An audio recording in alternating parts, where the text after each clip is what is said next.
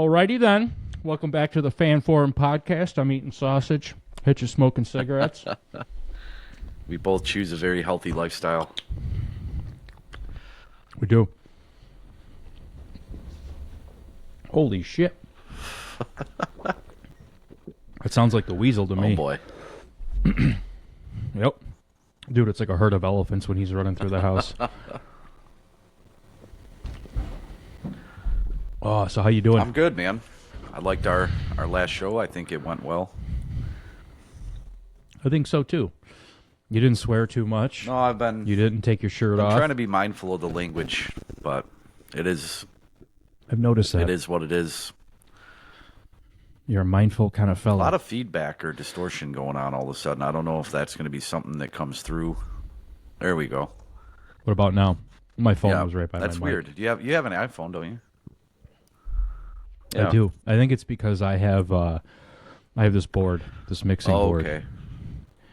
So mine's not hooked up USB. It's hooked up with this cable right Gotcha. here. So I'm sure it just plays into the normal feedback of Sure. electronics. No, well, I dig it. We covered a lot about what was our last episode, probably about an hour or 10 minutes long. We covered a lot. I want to talk a little bit about a video I just sent you. It just came through. It was a push notification from Twitter or X or whatever, and it's of Isaac Tesla. Let's see. I don't know. Can we pull up the video? Hell yeah, we can. I'll let you guys watch it a few times here.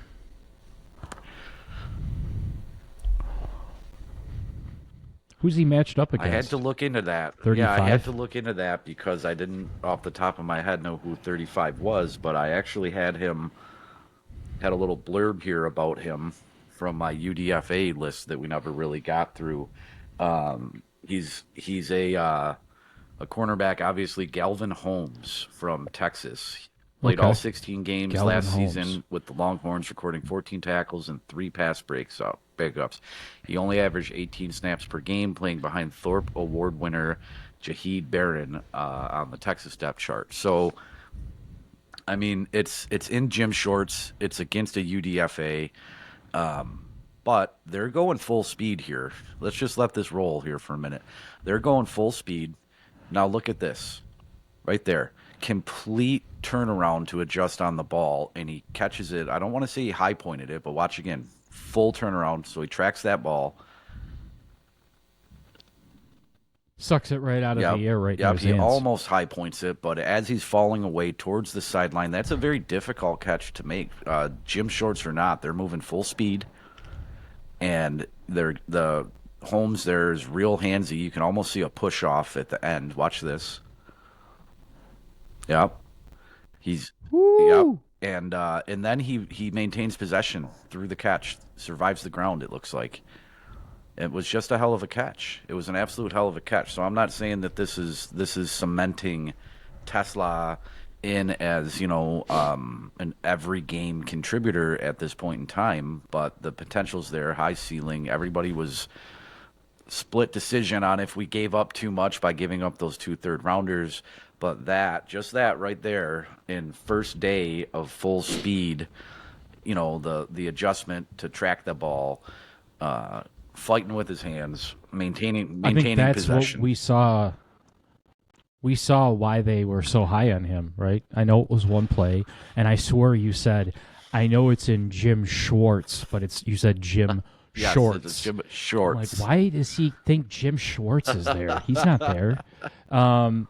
So I get it. It's a small sample size, but you're right. The shit you said, the stuff I paused on, that's why we got the guy, man. Yeah, and then you just he's look at fast, look at the size. He's strong, and he's got the hands. size disparity. I mean, I don't think I have a height here for Galvin Holmes. For all I know, he could be 5'8", but the size disparity is going to be a matchup nightmare with this guy running a 4.43, I think, and knows how to fight with his hands just going by that one clip. But it's a matchup nightmare potentially. So that leads me kind of, I think, down a route that you may have been going on. Pun intended. Pun intended. Who are we going to pencil in from the draft? I mean, who are we going to pencil in as first day starters on this team? I think that barring like a miracle, maybe discovering the fountain of youth. Um, I think that we will see Ratliff be day one starter right out of the gates. Um, I Okay, think I I like think when that. we drafted him at that point in time, that it wasn't really a secret that he was probably the only starting caliber guard left in the draft. I mean, there's always going to be diamonds in the rough and fourth, fifth, sixth, seventh rounders, UDAs that will shine every year. It happens, but on paper with the stats that they had to evaluate, the film that they had to watch, I think Ratliff was the last starting caliber guard. Did not surprise me at Okay. all when we drafted him. He was on my list. He was the guy that I wanted, like we had covered before. But he's going to start. I think he's going to start.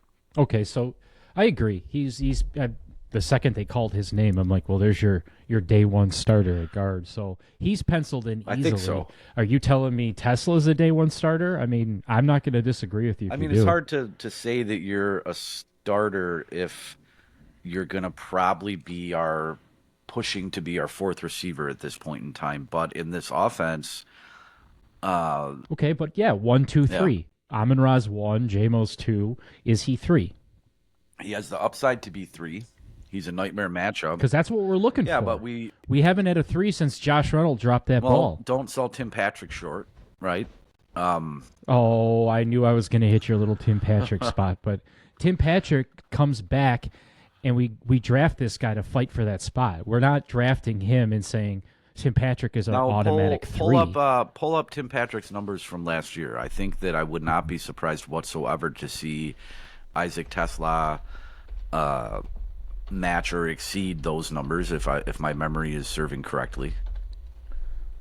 Okay, well, I'm going to pull him up. We'll see, but I don't think this immediately we slide Tim Patrick into number three just like No, that. but I think Tesla has to come out and show a lot more tape, a lot more highlight footage like we just watched to for us, for the fan base, for the coaching staff, for the organization overall to say, yes, this kid's our number three. He's going to be out there in the Y, or that he's going to be out there every time we are running out three wide receivers. I'm going to do this, and it's going to drive you crazy. How many yards do you want your number three to contribute? In Regular in season. general, with this style of offense and with the way that we love pounding the football, if our third wide receiver, especially in this scenario, could come in and contribute 5 plus. Okay. Hold on, let me do this too. What about touchdowns? I mean, I hope for 100. Realistically, four to eight would be awesome. Okay. I'm going to pull up Isaac's stats from last year, And too. he was underutilized. We're gonna do a He little. was underutilized. Poor quarterback play. Um, I think he only had like 19 receptions or something like that. But he had like a, God, I don't want to misspeak, but off the top of my head, he had like a 15, 16, 17 yard plus average. All right, so we're going to. I found his season, his 2024 season yards. He had 28 receptions. Okay, so you said 500 plus? Yeah. Okay, yeah, he had 546 yards last Okay, does year. it give his average? Because He's a number his three. average jumped off the 19. 19.5. I wanted to say 19, but that's so crazy high. So his average right there jumps off the stat sheet at me.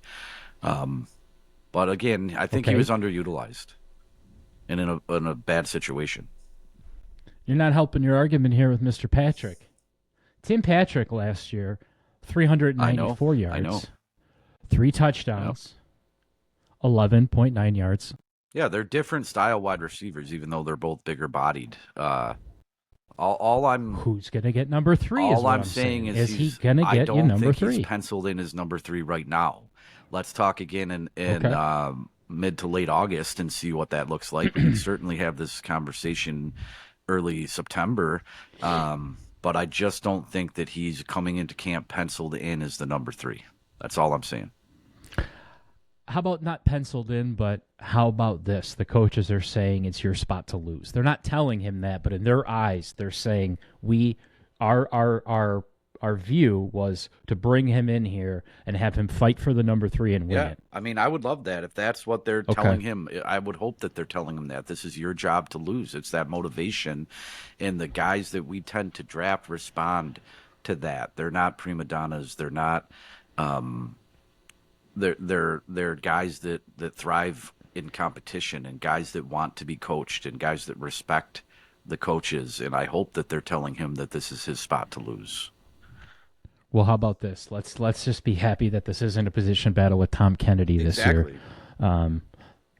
So we're moving in the right Exactly, direction, dude. because usually Tom Kennedy is trying to win this number 4 position, and then we have to go out and finally get a guy like Tim I think Patrick. I just pulled it up, but I think what we would be looking at is Isaac Tesla displacing somebody like Ronnie Bell. I think Ronnie Bell is probably Okay. on the practice squad now, or on the bubble For Yeah. sure. Yeah. You just love Tim Patrick. Well, and don't forget about Khalif Raymond either. Go back 2 years and look at Khalif Raymond's receiving numbers, a different depth chart. He's going to go on special Oh, teams for sure, all dude. day. Staying healthy, he's He's a a stud. legit kick Stud on returner. He's a special legit teams. kick returner and punt returner. Yeah. Can you hear my neighbor cutting his You know- grass right now? Yeah, I'm calling the city a gross point on him. It's too I can late. shut some windows if it gets obnoxious. Oh, it's not. It's not obnoxious. It just adds to the element. I'll tell you what. You know who's getting a lot of love in camp is Dan Jackson, the safety that you Yep. were very high Yep. on. He's in my and notes. I was being sarcastic, and you're like, no, really, I want to talk about Dan Jackson. And I can see why. He's getting a lot of love. He's made my show notes here for the second week in a row. Another Facebook group, I can't remember the name. It was another very large Facebook Detroit Lions group. I think our fan forum has like 4,000, and I looked, and this one has 47,000 subscribers or whatever. But the admin from this group wrote a very nice summary of Dan Jackson, and he kind of was saying, and this isn't an original take, I don't think. This isn't a hot take, but it reinforces what I was saying about him last week. He was drafted in the 7th round, right? But potentially what this guy was saying is that he is going to be that guy in this year's 7th round class that is going to make the 53. And it said, watch for him to really contribute. And he wasn't just talking special teams. He was talking as like third safety, compared him to Brian Branch. Yeah, dude, he's just everything that this guy had to say. I don't know if this is it or not, but that he runs downhill. It's what we were saying a week or two ago. He runs downhill. He gets his nose in there.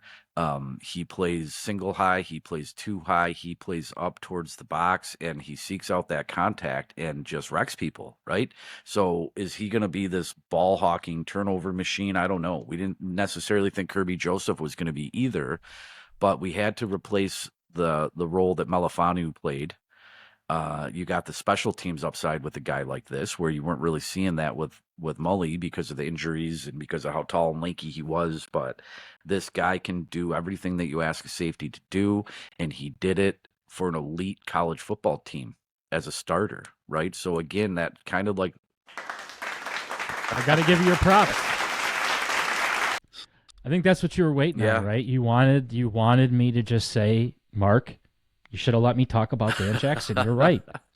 it's just it's And impressive. I don't know if this is the post that you're referencing, but as I was reading it, I mean, it probably summarizes it up.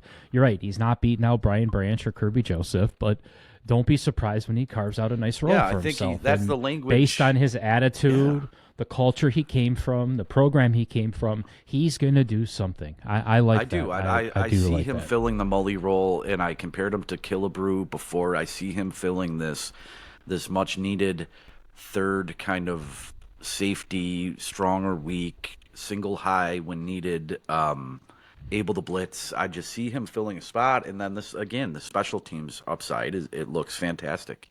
Watch the videos. Just watch.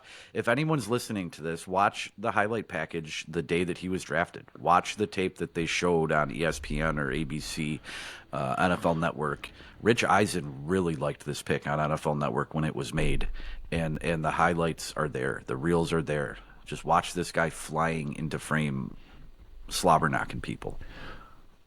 Well, speaking of slobber knocking, you've been very spot on so far with all of your predictions. So you're now predicting that Dan Jackson is going to be not a penciled-in starter, but he's going to be a instant contributor, carving out a niche for himself as a rookie. You think that Tesla is not an instant number 3 slot, but you think that the edge is his way, and he's going to be fighting off a Tim Patrick and a Khalif Raymond. And I think you're right. I think that's an accurate description so far. I think Talik Williams is a day one. We plug him right in. That's not even a conversation. But, Oh yeah. there are some other names out there too on this offensive line, Hitch, and UDFAs that I think you will also want to talk about. Is there anybody else that you see that could be kind of breaking the... Miles Frazier, of course, we covered him, and we don't have to, totally rehash this, but very interesting. Again, coming from a huge program that isn't necessarily famous for their offensive line off the top of my head, but coming from a huge program, played meaningful football there. Another guy that allowed very few sacks, very few pressures and QB hits.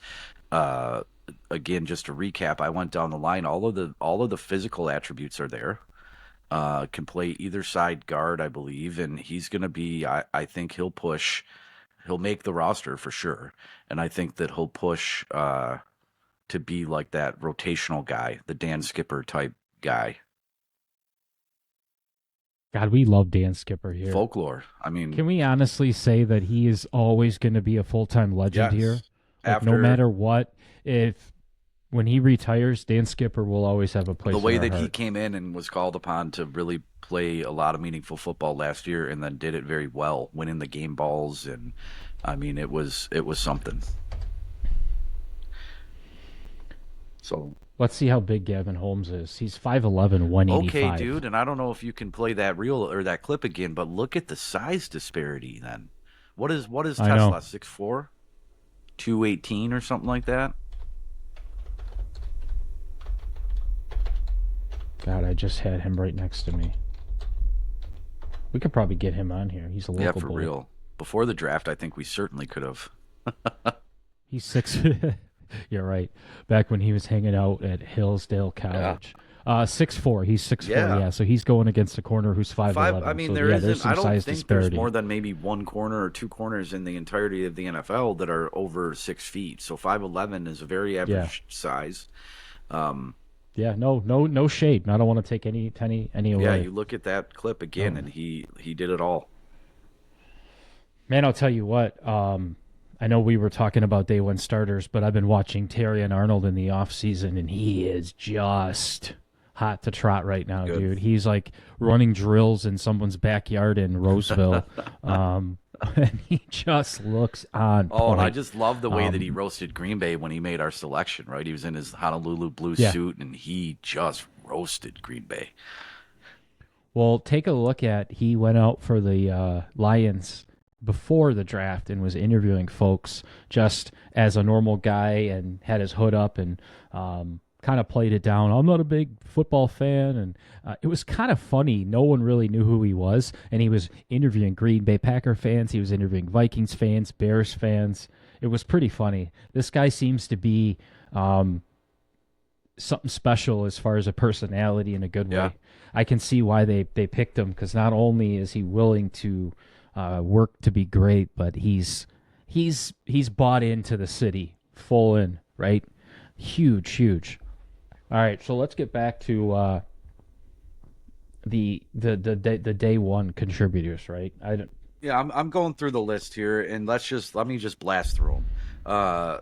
Blast away, So baby. Tyleek Williams, defensive tackle, Ohio State. We all know that. Day one starter. He's going to come in. He's And going to come in and he's going to fill the gap, pun intended, left by McNeil. And then when McNeil comes back, it's like McNeil. Hopefully, we have McNeil 1 and McNeil 2, right? It made us stronger. Tate. We talked about Tate Ratledge, Isaac Tesla. We talked about Miles Frazier. We've talked about Ahmed Hassan, but since he was drafted and camp has started, he's become a larger talking point in Detroit, right? Yeah. Yep. Huge. Yeah. We already said first Egyptian to crack the NFL, big enough to be to set the end, but also providing some upside on the pass rush. It seems like a solid dude. It just seems like a really solid dude that's going to be a lot of fun to watch, and he might be this guy that makes this roster in a similar way to like a Zach Follett, right? A guy that's going to be a fan favorite, a guy that's going to get some meaningful snaps at some point in time, I think, throughout this year. Don't think he's a penciled-in day one starter, but it's hard to say, besides for Hutch and McNeil and now Williams, that anyone else is kind of penciled in, because it's always been a rotation. You can't forget about DJ Reader. Can't forget about who is the nose tackle that we brought in from Arizona. Roy something. Roy Lopez is going to be a contributor, and I think the Roy Lopez signing makes a lot of these off-season moves, and then thinking through the draft, it makes that make a lot of sense. As you talk about this, Hitch, you're actually making me think and go, wait, I'm kind of excited to see preseason for the sense of we actually can see position battles now. Yeah, in a good way. This is a great thing where there's guys that were on. Yeah, in a good way. Yeah, guys that were on this 53 last year that might be pushed. Guys that were undrafted free agents and guys that we brought in due to injury last year that made a case to make this team, especially in the linebacker room, I think. And then just pushes the ball that much forward on the intensity. It does. I think there's going to be depth position battles at every position, right? Meaningful depth position battles at every position.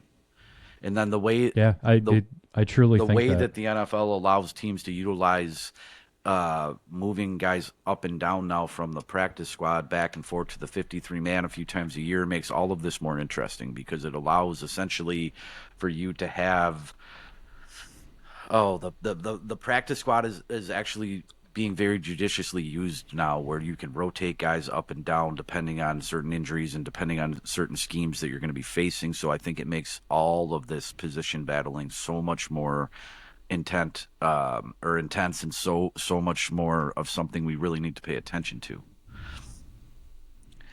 Dude, this guy is a freaking tank. Look at him. Reddick. Oh yeah. I know it's a 7th round pick, but dude, he's just going to be a bull rusher. I feel like I truly feel like this guy is going to have an opportunity to carve himself out a nice spot on this roster where they just bring him in and say, go get him. You know what I mean?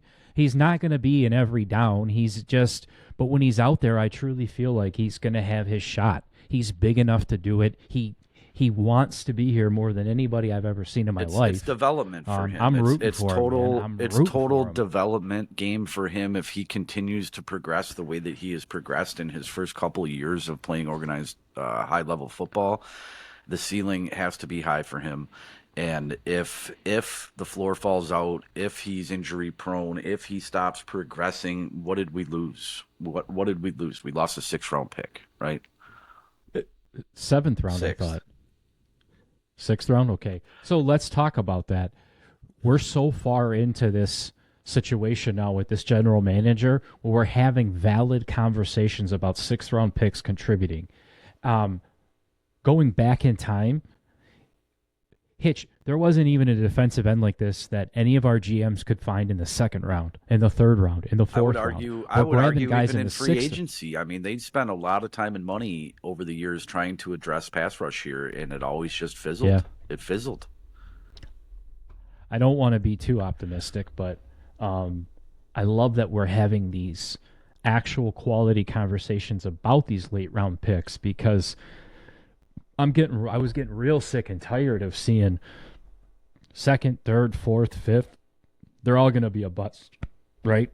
All locker room guys. Well, and I'll point something else out too. Leading up to this draft, we said it, I said it, you said it, Wayne said it. We all heard our friends say it that the draft weekend hits different now that we're not picking high. It's a great spot to be in, right? Lower draft pick, better team. But what I didn't anticipate, and I guess I should have, with the way that Brad seemingly can find these guys, is these fifth, sixth, and seventh rounders. It made it made Friday, Saturday, Sunday so much more interesting to watch. And I didn't anticipate that, but you're absolutely right. We spent a lot of time on 2 episodes already talking about Jackson, talking about Hussein, and or Hassanin, I think Hassanin. But it makes watching the draft different. But I like it. I'm doing deeper dives into these guys because I truly think that they're going to make the team. Well, yeah, and they're going to fill in a big need for us too, right? Like we're finally on a path to somewhere.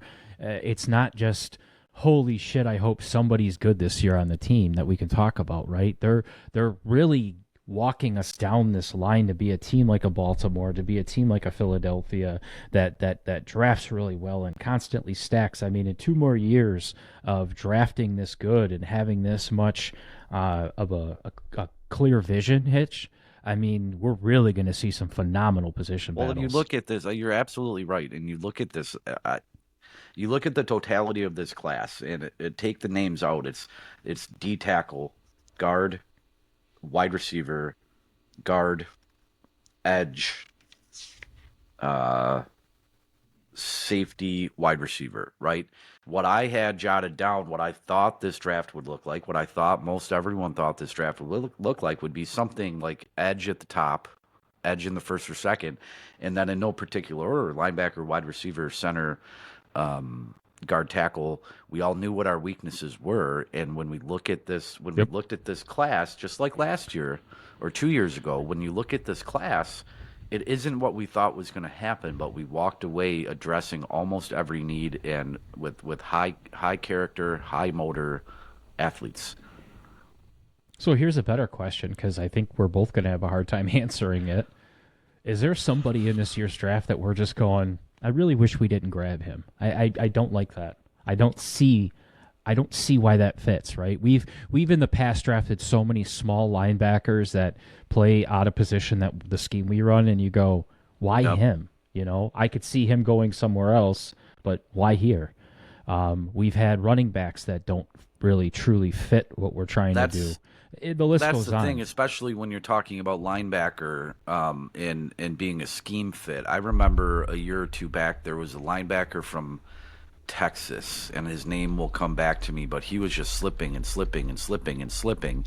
And all my buddies are texting me, why aren't they taking him? Why aren't they taking him? He was a bottom end first round guy. Why aren't they taking him in the late second or the third? I think he didn't fit the scheme.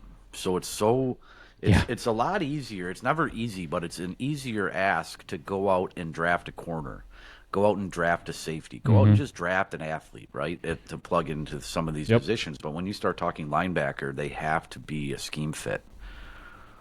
Yeah, we've swung and missed on so many linebackers that it's been very, very frustrating. So I think that's why we're rooting for some of these guys to pan out so hard, man. Derek Barnes, I really want him to be just that success story. Derek Barnes has taken a step forward every year that he's played, and if he can stay injury-free or predominantly injury-free, if he can play 13 to 15 games this year, there is nothing telling us that he won't continue to move forward.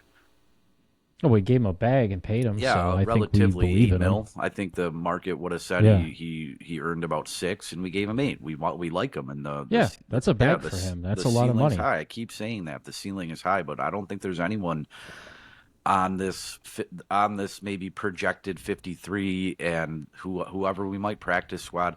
I don't think we're keeping around guys that don't have a higher ceiling or a low floor, which is different than most other years.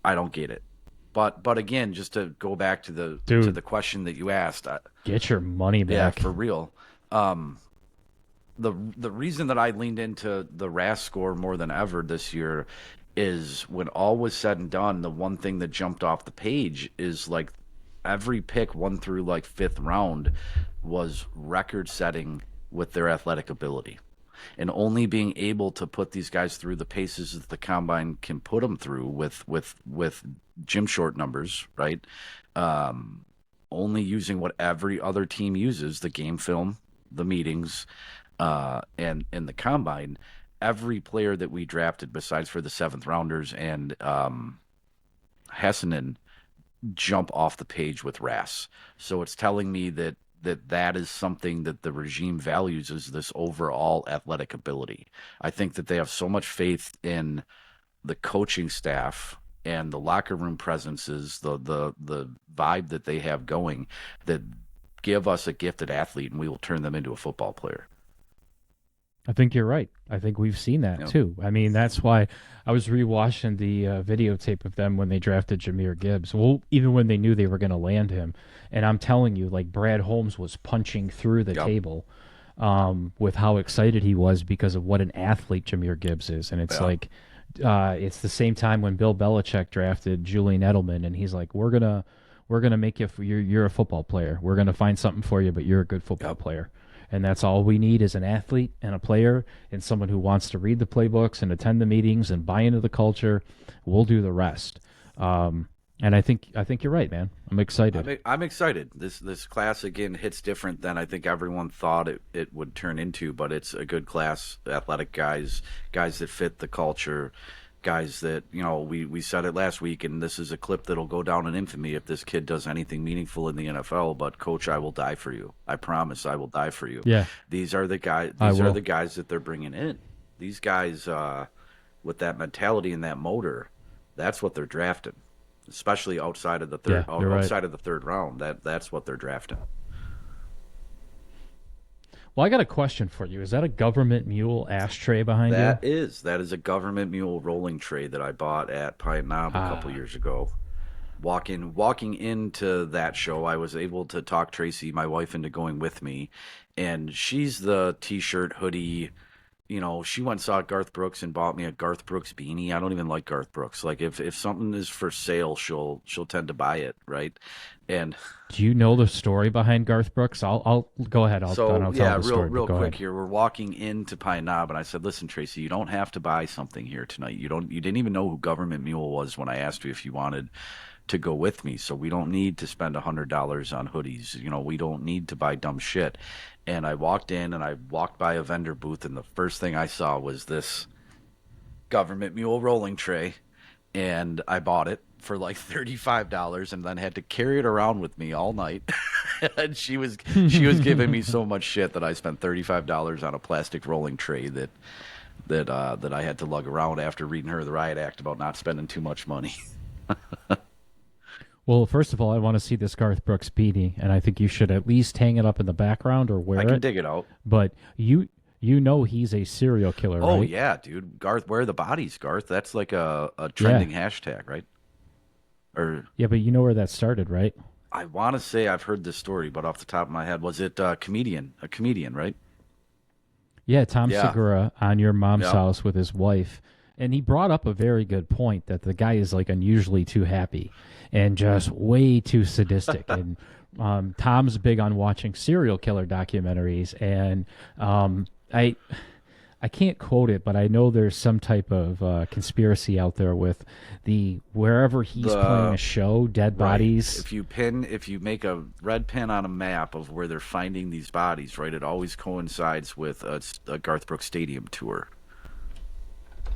Garth Brooks shows up, and a day before or a day after, somebody's found dead, right?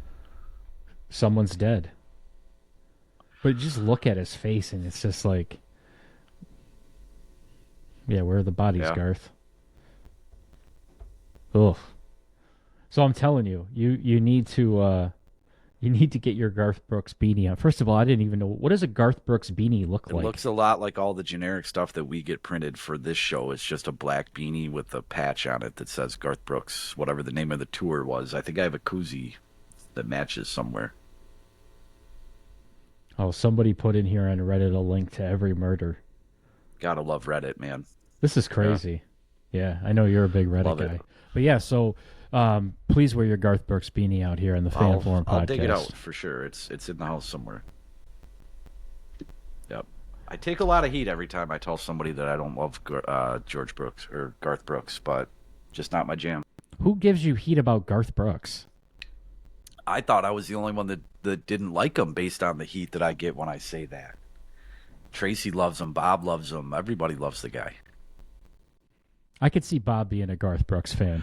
Pretty sure he was. I definitely pretty could sure see. he was at the same concert that Tracy was, and I'm pretty sure he also cried tears of joy. What about Shania Twain? Bob looks like a Shania Twain fan too. Not to say weren't I'm they not. I'm a married? huge Weren't Shania they Twain married or fan. something? No way. He was married to a. He's married to Trisha Underwood. Yeah, but didn't he like cheat on his country music wife with another country music star or something? Well, he apparently cheated on Trisha too. I don't know who Sandy Mall is, but he was married to her for a long time. I guess I got to get brushed up on my Garth Brooks knowledge. What is she doing today? Yeah, let's get Sandy on the podcast. Sandy, if you're listening and if you want to come on the podcast and dish on Garth, We're here for you. We're open We're here to for it. you, Sandy. Yeah.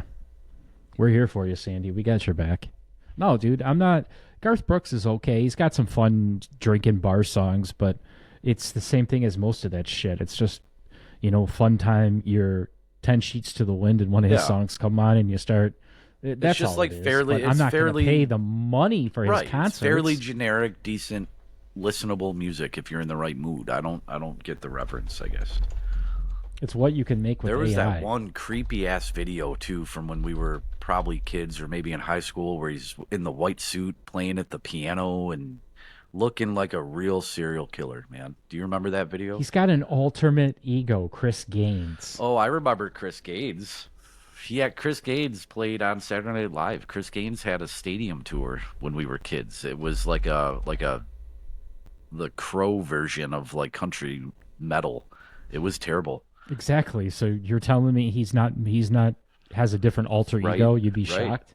And then so if you're looking at average, so at an average Garth Brooks ticket, tell me what you think it cost. Just to get in the door at a stadium tour, Just in like a normal average. $180. That's the lower end. The average is $388. I don't get it. Higher end, $3,000. I believe it. I don't get it, but I believe it. Can we meet people that pay $3,000 for Garth Brooks, please? Those are the people at every show that don't even really know the music. They just want to say they were there, For that much money, that's going to buy you that much street cred. The saying you were at people a that Garth can Brooks buy show? $3,000 tickets are people that can buy whatever they want, man. Man, if I had that kind of money, FU money, it wouldn't be given to Garth No, it'd be a Brooks. fucking privacy fence or a new fucking hunting rifle or something. It wouldn't be a concert, man. Yeah, it would be. Yeah, it would not be Garth. Yeah, it wouldn't even be a concert. I would never pay that much money. You could never get me to see anybody alive right now that's worth that much money. What's the best concert you've ever seen? Best concert I've ever seen? Ooh, that's a good question. I've been to a lot of good ones. Ones that really probably touched my. Oh, that's really tough, man. I will tell you who's probably the. It might be Chris Stapleton. Really? He is absolutely Hitch. I'm telling you, him live is better than anything. I'm getting the chills thinking of it. So it might be Chris Stapleton. Most bands are better live, right? There's very few bands that are better in the studio, but Not Bob Dylan. yeah.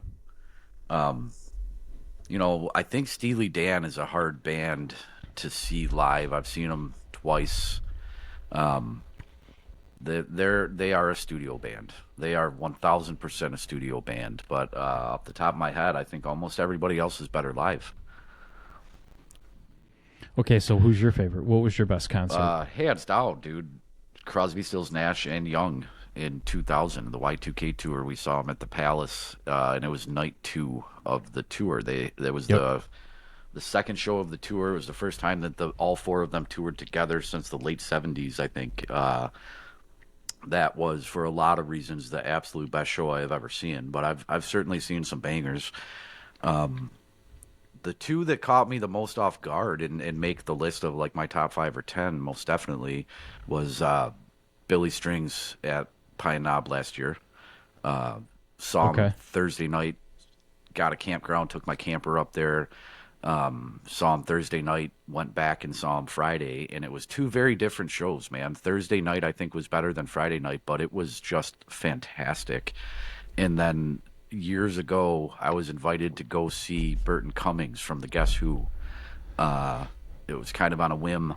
It was an extra ticket, and that blew me away. It was at the Macomb Performing Arts Center of all places, and I mean, I've seen, Oh, that's yeah, I've neat. seen the big stadium tours. I've seen the thousands of hours on the lawn at Pine Knob, right? But this little setting, and he played every Guess Who song, and then after he went through this impressive catalog of 15 top charting hits, he started playing songs that influenced him.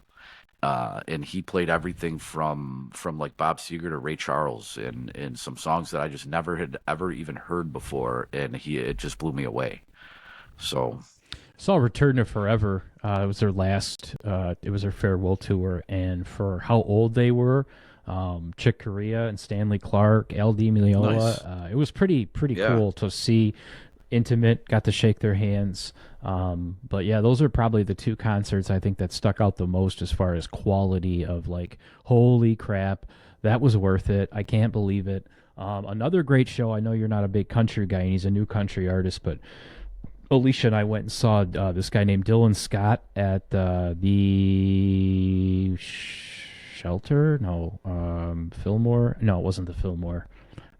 St. Andrews Hall, Okay. and he just played an awesome electric show where you walk out and you're like, wow, that was just awesome. I don't care if you like country music or not, you are going to enjoy that show. Yeah, there is something about seeing a live show or a live game. I know people that aren't football fans that have been to an NFL game and said, "How did I sleep on this for so long?" You know, Yeah, dude, but there's got to be a couple bands that you've absolutely been disappointed with. Which ones did you want to walk so out I of? saw a smaller band, but they have a pretty good following, and they have a couple bigger songs. I don't know if they've ever gotten much radio play, but there's a band that I really enjoy called the Mountain Goats, and I saw the Mountain Goats downtown, small venue, standing room only. It was off of Woodward. It's a popular venue. It's attached to a bowling alley. A big Magic Boat. magic bag, yeah, or magic stick or something like that, yeah. Yeah, Magic Stick, and there was the Garden Bowl right Yeah, next so to it it. was a cool venue, standing room only. We were able to get up pretty close. We had a couple drinks and some good pizza beforehand. The night was like shaping up to be awesome. And then they just underwhelmed. They did their thing. They're very talented musicians. They played very well, but I think the set list was pretty weak, and the crowd was very subdued, and I think it was one of those things where I was looking so forward to it that it couldn't have really lived up to the hype that I put on it. Another band in the same genre kind of as Mountain Goats that really didn't disappoint. I saw them in Ann Arbor on campus with my brother and sister-in-law, was the Decemberists with Oh, great band. Yeah, that's a great band. That show was epically awesome, and that one I was excited to see, and it exceeded my expectations by 1,000. It was really something else. So Did you ever get to see Dylan live? I had tickets to see Bob Dylan when we were kids. It was Bob Dylan and Paul Simon at Pine Knob, and my parents, I wound up not going. I was little. I was probably 11 or 12, I don't know. And my parents, we couldn't go because we had scheduled to be up north, and my dad didn't want to drive me back down to Clarkston, and I had to give the tickets away. I've still not seen Bob Dylan or Paul Simon live, but at that show at Pine Knob, Bob Dylan was so fucked up that he came out and played a couple of songs, and then Paul Simon came out and kind of ushered him off the stage and then played Dylan's set list. So I think it would have Listen, dude, been if sweet. I saw Bob Dylan in public, I would ignore him based on how shitty he was live. And I was so disappointed. Yeah. We went and saw him at DTE with My Morning Jacket and somebody That's else. a weird lineup, and man. it was My Morning Jacket, Bob Dylan, and somebody else, and Band of Horses Okay. opened, which it should have been all the other way Yeah. around. And that was where Trombley was there, and I went with Dolan, and man, Dylan comes up and he sits on his piano because it's Bob Dylan. Everyone knows him for his piano Right. playing. And he starts playing piano, and I just look at Dolan and I'm like, yeah, I'm ready to Yeah. go. This was a Yeah. waste of time. I'm not sticking around for He's this. scheduled this to dude. be at the, what is it called, the Outlaw Fest or whatever, the Willie Nelson tour. He's scheduled to Yeah. be at Pine Knob, and this tour with this Outlaw Fest, and this tour over the years has been kind of deceiving the way that they advertise it. They advertise this huge lineup of these prolifically famous people. They don't tell you that these people kind of come and go throughout this tour. And so you're buying a ticket, you think you're seeing Dylan and John Mellencamp and Willie Nelson and the Night Sweats and all these guys, but then there's no guarantee that that lineup is going to be there. But this is going to be, I think, the last year that Willie is able to go on tour with this Outlaw tour, and it is confirmed that Bob Dylan is going to be at Pine Knob.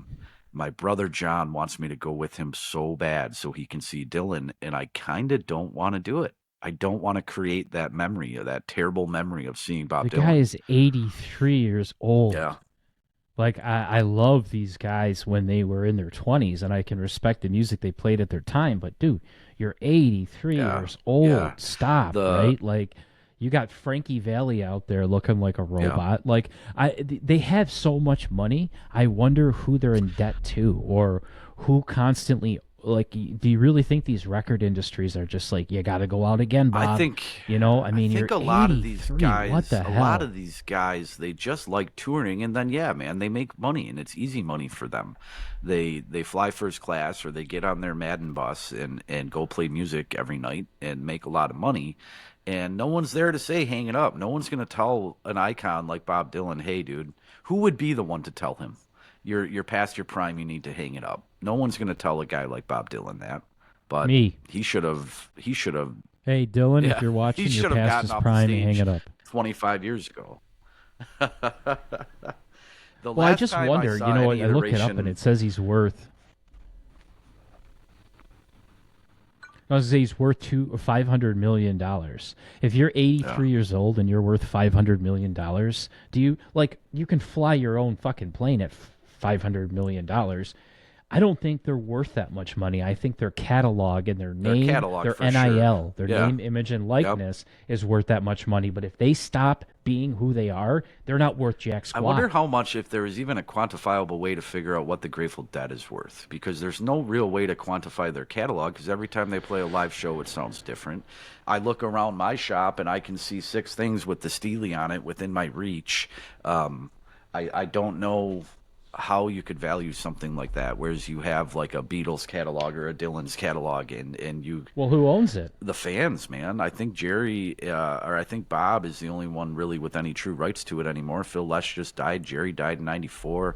But the way that they let people like us use their Steely without a cease and desist letter, they've basically given the Steely to the fans, so it kind of devalues that, but it's one of the most recognizable symbols in the world. I just wonder. Well, according to this, the main corporate entity that manages the band's intellectual property is co-owned by their surviving members, right?